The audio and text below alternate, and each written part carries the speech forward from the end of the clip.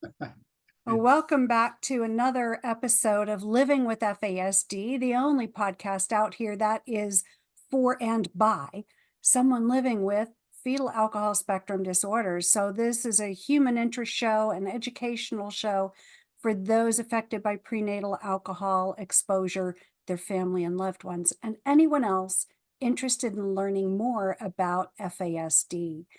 Today's very special guest is Dr. Ken Jones. Many of you know his name. He's from way back in the beginning of this field of study, having coined the phrase fetal alcohol syndrome along with Dr. David Smith. It's in my keynote address, which I rehearsed earlier today, and I just had a brain fart. Great. Anyway, so welcome back to the show. It's been a Thanks, while since you've sat down at the mic with me, and I'm so glad to have you here. Thank you very much. I appreciate it. It's nice to be here. Yeah. So, I just read a quote by you in an upcoming book from Novick, Brown, Greenspan, and Steele on the Parkland shooter, Nicholas Cruz. I was not part of that book, Patty. Well, they mentioned that you testified. I did testify right? at the Cruz trial, right? And so the quote is, you can take all of the illicit drugs you can think of, heroin, marijuana, methamphetamine, cocaine, and wrap them up in a single bag, and they don't hold a candle to alcohol and its impact on a developing baby. Right. That's some heavy stuff. And I'm sure it had quite the gut punch to the members of the jury. Well, I hope so. Yeah. Can you tell the audience a little bit more about how it is that much more dangerous than everything else combined? Well, to be completely honest with you, I don't know. But I can tell you that these other drugs, these other illicit drugs, and I will tell you also that that there's increased concern about one of those drugs, which has occurred very recently, and that's fentanyl. And the effect of fentanyl on the developing fetus also seems to have some very significant problems associated with it. And some problems that are, quite frankly, just as severe as we see in fetal alcohol spectrum disorder. I'd love to hear more about that because, I mean, to me, the primary danger from fentanyl is that it will probably just kill you. Well, I think But for those that survive, what happens? Well, I'm talking now about a baby who has been prenatally exposed to fentanyl. Yeah. So it's associated with many of the same kinds of things that we see with prenatal exposure to alcohol. So growth deficiency with respect to height, weight, and head circumference is very common. Serious problems with intellectual deficiency is very problem. They have some very typical facial features. They have, as I said, small heads. They have a broad nasal tip. They have an upturned nose. They have a thin upper lip. They have some very significant problems with their joints, particularly their thumbs, which is very difficult to abduct like this. Okay. And they have significant fusion between their second and third toes. And they also have some problems with brain development that can be demonstrated on an MRI as well. So there are a lot of similarities between this and what we see with prenatal alcohol exposure. But to get back to the question that you asked to start with, why is it that alcohol is so damaging and so much more damaging than what we have thought about other illicit drugs? And I think it's because alcohol actually has an effect on structural brain development, whereas and now we find that fentanyl does too, but the vast majority of these illicit drugs like marijuana and cocaine and methamphetamine do not seem to have these kinds of problems in terms of structural brain development.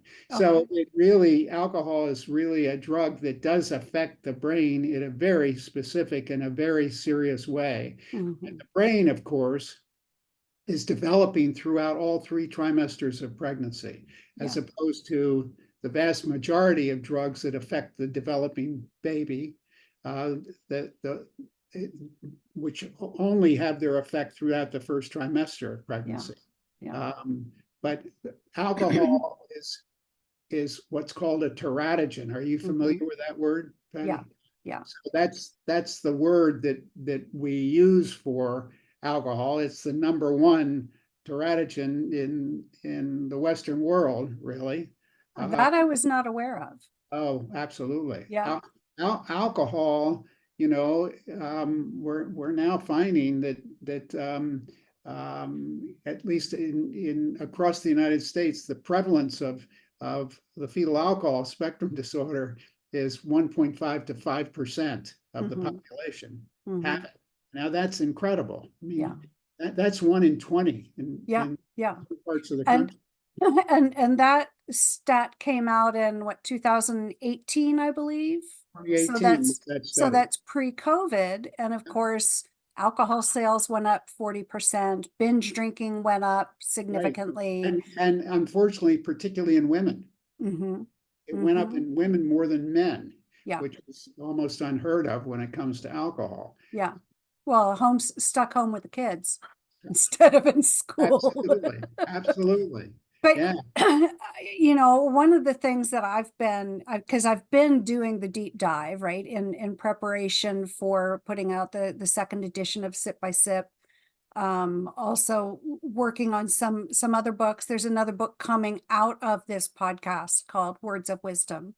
Oh, that's great.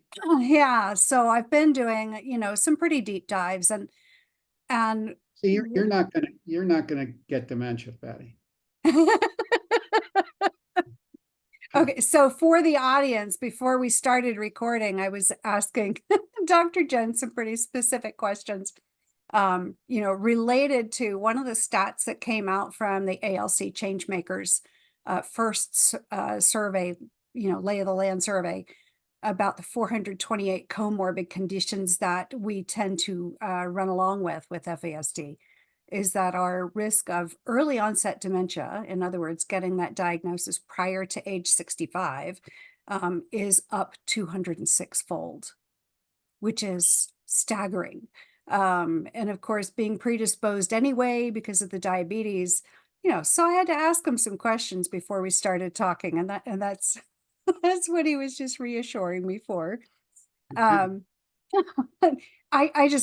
always been a believer in lifelong learning. Yeah. Right. And I rue the day. Dementia. That will. But one of the things that I've been finding, and I was just hoping you could confirm it, or that there's 2 reasons that I've been able to identify, and what I've looked at. One is that the alcohol molecule is so much smaller, and of course, I haven't looked at a molecular drawing since nursing school back in 1981. That was a long time ago. Right. But also because it's a solvent, right? And because it's a solvent and dissolves lipids, it can cross the blood-brain barrier in the way that the other drugs don't. And gets, more places. It goes anywhere it frickin' wants to. Absolutely. And if it doesn't flat out kill a cell, it messes with the epigenetics in the way that the cells are reproduced. And that's, of course, particularly damaging when those cells happen to be in the brain. Right. And that, of course, is why we're concerned at this point about the effect of the male drinking alcohol, Patty. The epigenetic factor there. Which is obviously something that can occur in a male as much as in a female. So So, Right. And I have friends that seem to have a lot of the behavioral markers of FASD, but their moms didn't drink. And I'm like, what about your daddy? right, You know, and right, and I'm thinking of the mouse studies that I've been reading about, yeah, where the lineage on both sides is well documented, and they can know beyond a shadow of a doubt if there's any alcohol on the mom's lineage versus the dad's. yeah. And the one study that I looked at said, I believe it was the mouse equivalent of Okay. 5 drinks in a 4-day period will give you all 3 of the facial features Uh-huh. characteristic of FAS. That's incredible. Right. Yeah. There has been a phenomenal FASD researcher who did all those studies on the mouse. Um, Mhm. Kathy Sulik was her name, and Yes. she's retired now, but Mhm. um, one of her postdoctoral fellows has taken up that. His name is Scott Parnell, and he's doing some fabulous work too. Uh, Okay. Fabulous work too. I'm gonna Uh, have to write his name down and yeah, maybe figure out how I can find him. yeah, well, he's at Is he at Emory? no, he's at North Carolina at Chapel Hill, Okay. University of North Carolina at Chapel Hill. UNC. His name Parnell, Scott Mm-hmm. Parnell. Mm-hmm. Wonderful person. Yeah. It's fascinating work, and of course, it's obvious why we can't repeat the studies on humans. Exactly. That would not be good.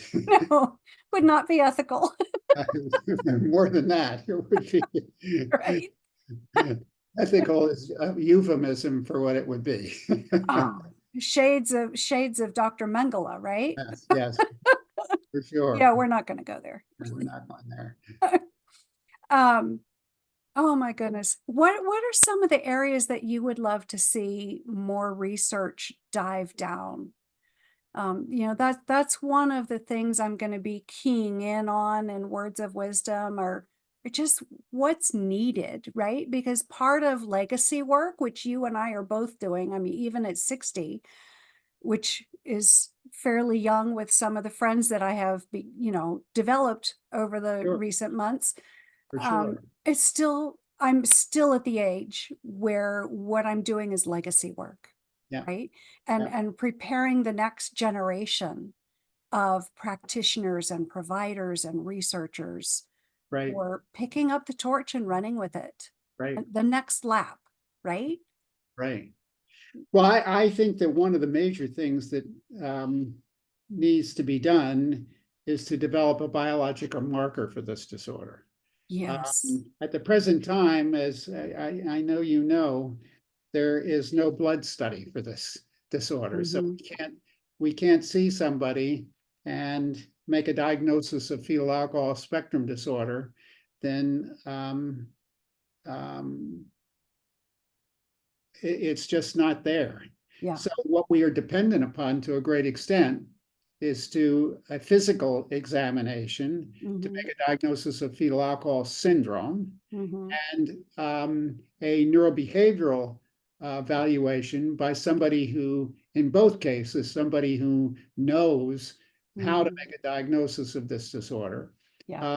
And there are just not that many of those people around, either from a neuropsychological standpoint or from a pediatrician standpoint. Hmm. So we need a biomarker, because at Yeah. this point, what we depend upon, we say that only 1 out of 10 children who have been affected by prenatal alcohol exposure actually have fetal alcohol syndrome, and Right. the rest have alcohol-related neurodevelopmental disorder, or NDPAE, which is Hmm. basically the same The thing. same thing. It's Hmm. the disorder like you have, which Yeah. involves having been prenatally exposed to alcohol, number one, Yeah. but had neurobehavior problems, but none of the physical features of the disorder. Right. So we Right. depend upon the neuropsychologist to make a diagnosis Right. of fetal alcohol spectrum I disorder. I actually have the very small eye openings. Do you? Yeah, I can't go to the eye doctor without them helping me to open my eyes. Oh, really? Oh, that's interesting. That's very interesting. To the point where I don't know if you've had your cataracts out. If I you've had, have. I have. okay, so if you remember the test where they measure the shape of your eyeball to determine the distance prescription to Uh-huh. put in your artificial lens, Uh-huh. right? Uh-huh. They kept saying open wider. So I was like this. Yes. You couldn't get it Well, open I wide can see 20/20 if I do this. enough. But who can drive very far down the road like That's this? hard, not many. Right? So I'm Right. still wearing glasses Yeah. Right. because Right. I Right. have the wrong prescription in my artificial lens. So what we need is a biomarker, Yeah. because there are a lot of problems that can be mimickers of fetal alcohol spectrum disorder that are Mhm. not fetal alcohol spectrum disorder. So I think number one, we need to identify a biomarker of this disorder. Yeah. So that's, from my perspective, the major thing that we need to have done at this point. Yeah. Um, So you wrote a paper a year or two ago, probably 2 years at this point, looking at baby teeth. yes. And when I read that, oh, I was all up in arms. Yes. Why is not every pediatric dentist across this country testing it? It Right. sounds like such a simple, inexpensive thing to do. And Yes. I had to cool my jets and remind myself it was a small study. It needs repetition. Very small study. The Things study is take a lot bigger time. now. And we're actually, I say, I wrote a paper. I was an author on that paper. Yeah, Uh, yeah, that's uh, what I saw. right. But we're accumulating a lot more baby teeth now. Okay. We will have some better evidence here sometime in the next year or two. But I totally agree with you. It's not a hard test to do, Yeah, and it's something that would really be beneficial, I think. I yeah. think, You you have to love something that is easy and inexpensive yeah, because and that makes it replicable, right? absolutely, That absolutely, makes it accessible for the masses. right. I found myself curious if one of the issues surrounding that is, does that mean, just like the facial features indicate that alcohol exposure was day 17 to 21, is there a similar narrow window of time for when alcohol can show up in the baby teeth? Well, the baby teeth are developing, and I can't remember the exact date right now, but I think it's around the 4th month of pregnancy. So you can get a pretty early identification of when the exposure to alcohol occurred. Uh, Mhm. and and I'm blocking your question. I'm sorry. It's okay. I'm in good company then, because Yes, I do stuff like that all the time. you were. What were you saying? I was wondering if what that indicated was that there's a Oh, narrow window of exposure, like the period of vulnerability, right, right? right. I don't see the major effect of alcohol on the developing fetus Mhm, is the effect of alcohol on the brain. mhm, And the brain is developing throughout each of the trimesters of pregnancy. mhm, So I think that unlike other drugs that can affect the baby, that affect the heart or affect the mhm, kidneys or or one of the other organs in the body that are all developed by the end of the first trimester. The situation with alcohol is that it affects the brain throughout the entire pregnancy. mhm. So I don't think that there is a safe time for drinking No, alcohol during no, pregnancy. It's no, the absolutely not. Yeah, whole darn time. And I yeah. don't think there therefore is this window when the effect can occur. Mhm. Well, I mean, like the specifics of when particular structures are being formed, Right, right, or functions are being fleshed out, right. and Right. And so if you drink alcohol, if you're drinking alcohol just during the first trimester of pregnancy, or if you are drinking alcohol during the first trimester of pregnancy and every other trimester of pregnancy, it can affect the organ that is developing at that time. So Yeah. alcohol has a major effect on heart development, just Yeah. for example. Yeah. The prevalence of children with this disorder who have been exposed prenatally of heart problems is astronomical compared to the general population. Right. So, and Right. that's Like true I've with got mitral valve prolapse. That, all yeah. the entire heart is affected. So I just learned about, I think 2 or 3 weeks ago, there's a 2021 study that indicated there's 5 structures involved in insulin signaling and insulin production. And all 5 of these are formed within the first 5 weeks of gestation. And I'm thinking, okay, there's my diabetes. right. There it is. Because in my case, there was no genetic tie whatsoever. There was no, my mom was not sick Right. during pregnancy. I was not sick, during infancy. Yes. And so it seems to be the most At logical. what age did you develop diabetes? I was in the hospital on my 2nd birthday. Really? I think I would have been diagnosed much sooner had my mother not been astute enough to realize as soon as she took me off the breast that I could not handle sugary things. Gotcha. So I had been on a 0 sugar diet. Yes. And, I think it just finally, it caught up with me. Yeah. And took its toll. And, just as total joke, but well, it's not a joke, but it makes me grin and laugh for grins and giggles. We often have issues with suckling, right? And so I was thinking about all this, I was breastfed, and one of my mother's favorite stories is that it would take forever for me to get a decent amount of milk. Yeah. But she was still drinking. Right. I'm wondering if that's why I kept falling asleep on her. Yeah, well, that's an interesting thought. No, it's an interesting thought. Isn't it? Yeah, I don't think there has ever been a study done on that. Yeah. But it would be an interesting thing. Just saying. Yeah, it would be an interesting thing Yeah. to look at. My mind works in very odd ways. Have you noticed? Good. That's shades of my father. He was very eccentric. Let's see. Yeah. Yeah, but I don't think I think he would have been diagnosed with Asperger's or, ADHD if that was a thing back then.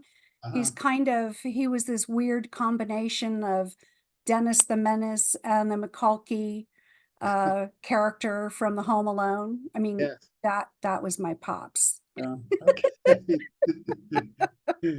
But I know alcohol wasn't it because his mother was in the prohibition movement. Okay. Yeah, well, that's good. Yeah. So I think that this issue of being able to diagnose this disorder in an objective way is huge. It is. I am myself far more interested in as opposed to the basic research that's being done on this disorder, which is very, very, very important, obviously. But I'm interested in this disorder now from the service standpoint. I really am. And I think that that's a function to a certain extent of my age, because I think as we get older, we're more focused on those kinds of things. And honestly, I am very excited about the possibility of having this disorder. And I don't think we've talked about this before, but having ways to diagnose this disorder that leaves out physicians and leaves out neuropsychologists. So Mhm. the diagnosis of this disorder is at the present time made by a very sophisticated neuropsychologist and by somebody like me. And there are not many people that there's not many clinicians that can diagnose this disorder, and there are not many neuropsychologists that can diagnose this disorder. The result is that there are very few of the people who actually have this disorder who are ever diagnosed with this disorder. And if they are diagnosed, they're frequently diagnosed with the wrong diagnoses. So we've got a double whammy working there. Yeah. So I think that, and this is the study that I'm very much getting involved in at this point. I think that a trained social work type person can be trained to diagnose this disorder, this condition. Now, I believe this so strongly because the vast majority of individuals who have this disorder do not have FASD, they have ARND, or they have DPAE. You can basically, ARND, or alcohol-related neurodevelopmental disorder, has a cognitive aspect of it and a behavioral aspect to it. And you don't need to be a sophisticated neuropsychologist or somebody that can diagnose FAS as opposed to ARND. You don't need somebody to diagnose the behavioral aspects of alcohol-related neurodevelopmental disorder. You can have it done by a social worker or somebody who's interested in it, who can be taught to do studies that can diagnose the behavioral aspect of ARND. So I'm guessing the Vineland would be among the tools that would be exactly used. Right. That's exactly right. Mm-hmm. And so I think that we should be able to train people to diagnose this without depending upon neuropsychologists who are, have 8-month, 10-month, 14-month waiting list, or people like me who have the same kind of thing. And it also costs a lot of money to get physicians and neuropsychologists to diagnose this disorder. And this diagnosis should be able to be done by somebody who's trained, who can do the diagnosis in a relatively short period of time, give us a diagnosis of behavioral ARND, yes or no. And by doing that, take care of 9 out of the 10 kids who have this disorder. So this is something that I'm very interested in at this point and very involved in. Good. So For Sip by Sip, I included a statement that was in a paper by Popova et al. I can't remember off the top of my head who else was in that particular paper, or which one of the authors wrote the statement, but the statement was, we need to be humble by the 99.99% of those with FASD who are not diagnosed. Yeah, absolutely. And the other thing is that if you look at the prevalence of drinking alcohol in our society, in this country, the people that drink the most are people who are highly educated, who make the most money, and come from the class of people that are of the upper class. And we have not even touched that population. Or the upper middle class, right? Exactly. We have not touched it. And that's where most of the affected kids are. And I would, the cynical part of me would say that's why all the legislation that repeatedly gets brought to Washington doesn't go anywhere, because the alcohol industry has a lot of people arguing its case Yeah, within the halls that are populated by the people who, seem to have the most struggles with it. yep, you're absolutely right. Absolutely right. Yeah. So Yeah. and then of course the other big thing that we need to do is we need to figure out how to make people aware of this disorder. Mm-hmm. And we have failed miserably at that. And that's where the change makers, I think, come in. Yeah. They Yeah. need Oh, what a phenomenal group of young people. absolutely, They're absolutely, amazing. absolutely. And they could take on what the advocates of autism spectrum disorder are doing, or the fetal alcohol spectrum disorder. Yeah. I think it would be incredibly powerful to Mhm. have for people who are in this change makers group to go into Senator so-and-so's office and Mhm. talk to him about, or her, about fetal alcohol spectrum disorder. And yes, I have this disorder. And Yeah. yes, your first cousin probably has this disorder. And Right.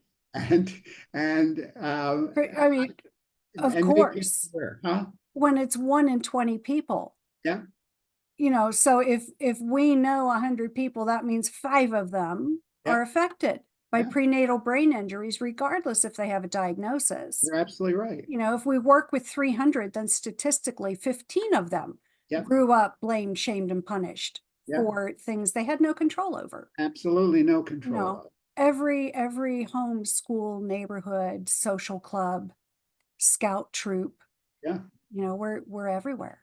yeah. No, it's true. It's true. And that's awareness. Yeah. And so we need to be moving that way. And then Yeah. the other thing that I'm really working very hard on right now, Patty, that I briefly mentioned to you, is that I am very much involved as with prenatal alcohol exposure being a mitigating factor in death Mhm. penalty cases. Yes. And I've now examined 37 men and 2 women on death row throughout this country. And Mhm. it's really, I mean, you, as you said, they suffer horribly from a disorder that they Mhm. have absolutely no control over. Mhm. And they have killed somebody. Yeah. And you can't say it's not their fault. It is their fault, but they are victims, just like the Yeah. Yeah. individual who they killed are victims. Yeah. 30 years ago, and back in my therapist days before I moved to California, um, I was doing a lot of trauma work, but at that time, I was actually doing a lot of work also with dissociative identity disorder.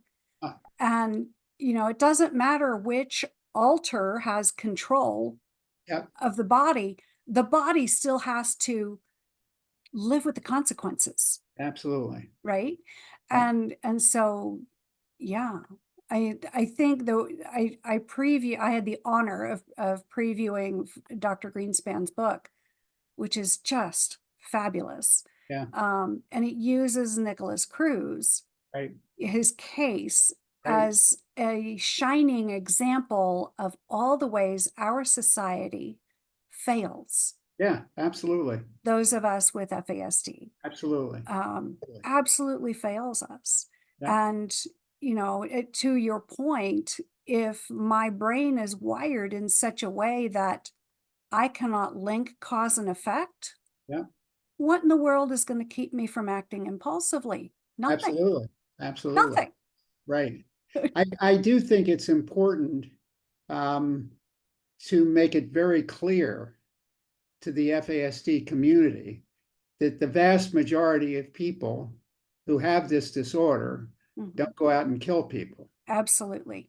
Yeah. Uh, you know, that Yeah.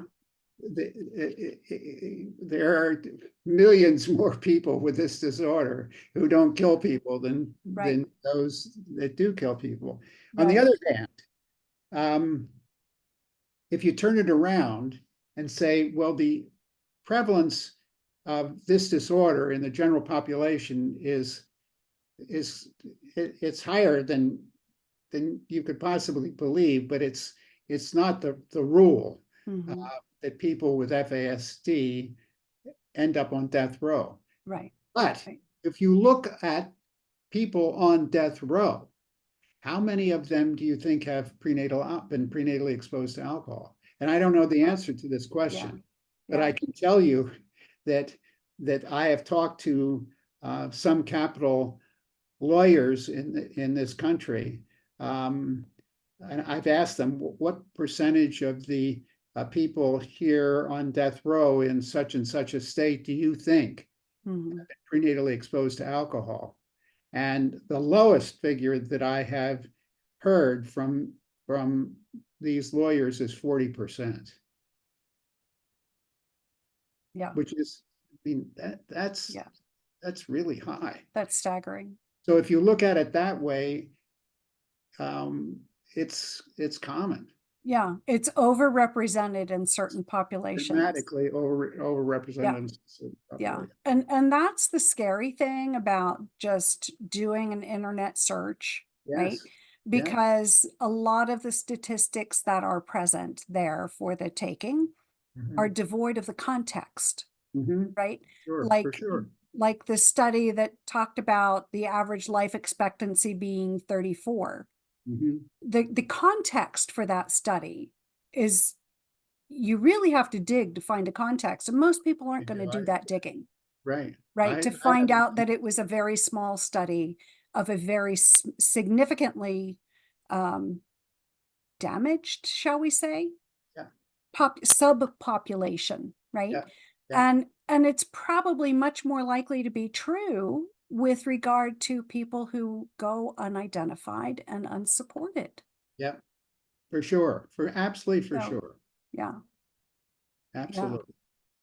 I like you would love to see early diagnosis Yeah, be the gold standard. I mean, we know how important it is. right. Last time you came on the show, we talked about the aura ring, right? Ah, And okay. and finding out about pregnancy much earlier on than Yes, most women do.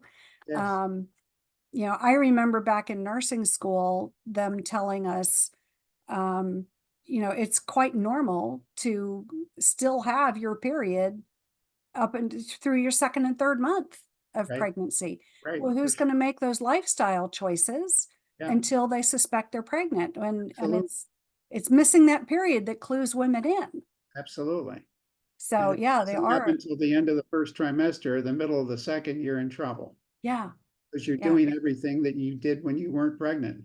right. And that's the majority of people drink alcohol. Yeah. So, Yeah, because really anymore, people feel pressured to justify their non-use of alcohol mhm, mhm, mhm. compared to the, just being out and about. Right. But the beauty of the situation, and this really is the beauty of the situation, is that the vast majority of women, Hmm.